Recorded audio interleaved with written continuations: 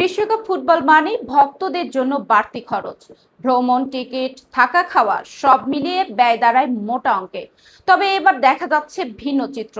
দর্শক হয়ে উল্টো আয় করার সুযোগ দিচ্ছে যুক্তরাষ্ট্রের ক্রীড়া সম্প্রচার প্রতিষ্ঠান ফক্স স্পোর্টস। চলতি বছরের ফিফা বিশ্বকাপ উপলক্ষে প্রতিষ্ঠানটির চিফ ওয়ার্ল্ড কাপ ওয়াচার বা বিশ্বকাপের প্রধান দর্শক পদে নিয়োগের বিজ্ঞপ্তি প্রকাশ করেছে। এই পদের মূল দায়িত্ব হবে টুর্নামেন্টের 104টি ম্যাচের প্রতিটি মুহূর্ত পর্যবেক্ষণ করা। এ কাজের জন্য নির্ধারিত পারিশ্রমিক $50,000, যা বিদেশি মুদ্রায় প্রায় 61 লাখ টাকার সমান।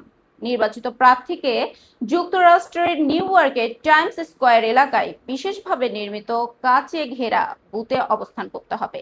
সেখান থেকে তিনি ফক্স ওয়ান স্ট্রিমিং প্ল্যাটফর্মে সব ম্যাচ উপভোগ করবেন। শুধু খেলা দেখাই নয়, দায়িত্বের অংশ হিসেবে সামাজিক যোগাযোগ মাধ্যমের জন্য কন্টেন্ট তৈরি ও শেয়ার করতে হবে।